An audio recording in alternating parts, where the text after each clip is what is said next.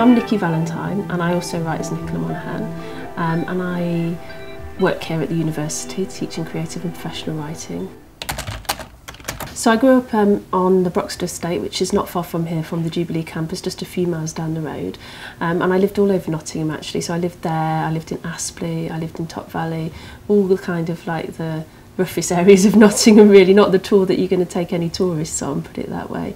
I'd done all sorts of jobs. I started my life as a maths teacher and then I worked in the City of London for a while, but I'd always wanted to write. Even I remember in primary school, I remember saying to my teachers that was what I wanted to do. So it just took me a bit of a while to get around to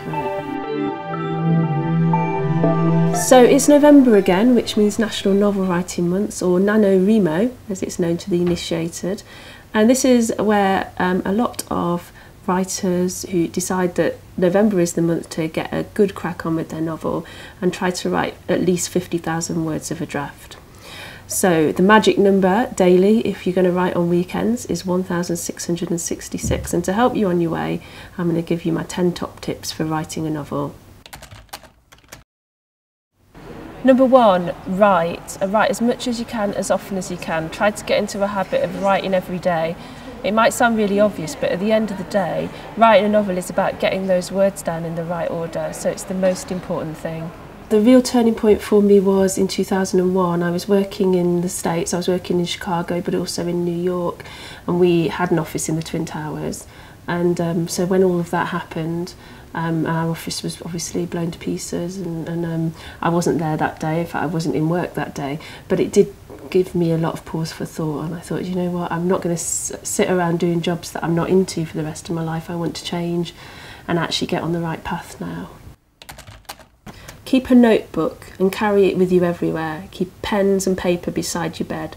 You never know when inspiration is going to come, and I've learned through bitter experience that you do not remember these things later. When I moved back to Nottingham, I stayed with family for a while, and I was living in and around the area where I grew up, and that just inspired me to write about that area, because it's a very interesting, intense kind of place. Not all in a good way, but I remembered it. You know, it was like I'd forgotten all about this place, and I'd been writing stuff about London where I'd lived and about Chicago where I'd lived and all of these big kind of cosmopolitan cities, but I realised that actually lots of people were writing about those places and very few people were setting stories in places like Nottingham, and there's just such a rich amount of material for me here as somebody who grew up here, and so that inspired my first story, The Killing Jar, which was set on the estate where I lived when I was young.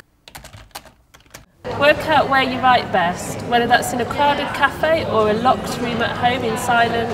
Find out and give yourself time there. I'd been writing for quite a while before I started my MA course, so I had been taking it fairly seriously even before that.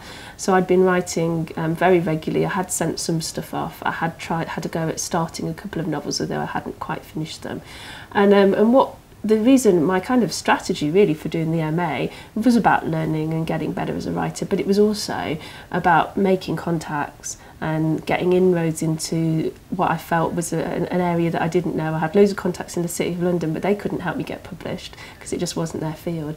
So I did that, and we had agents come into the course, we had people from publishers come into the course and other writers, and it was my tutor's agent that finally took me on, and my tutor recommended me to his agent.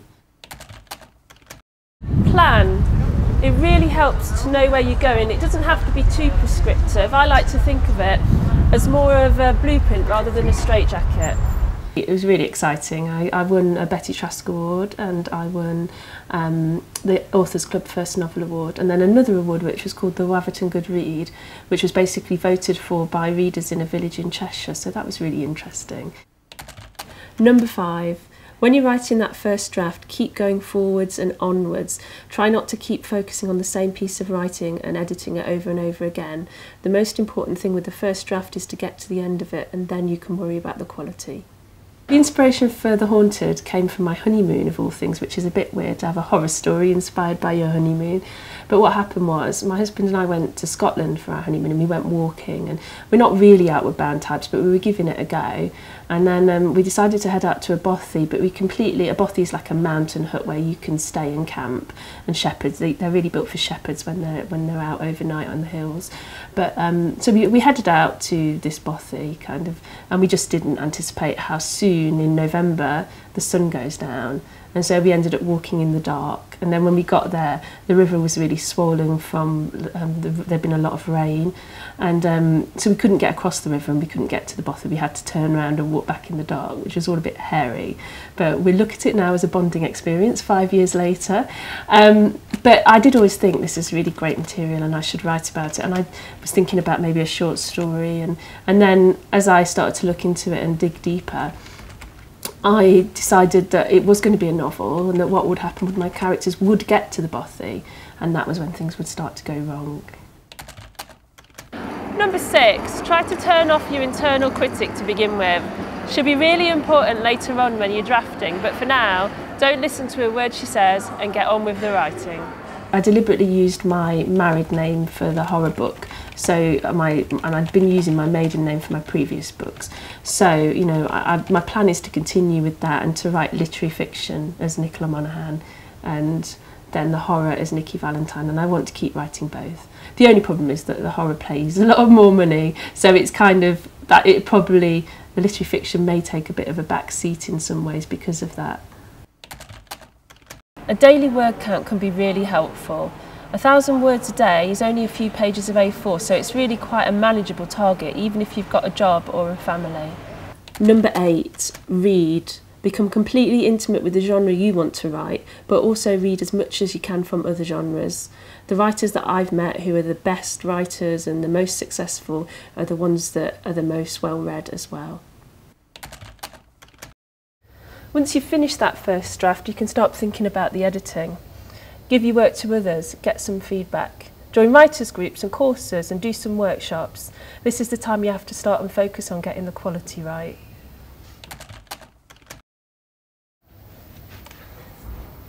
Don't be too hard on yourself. It's a long process writing a novel, and the only way to learn how to do it is to actually do one.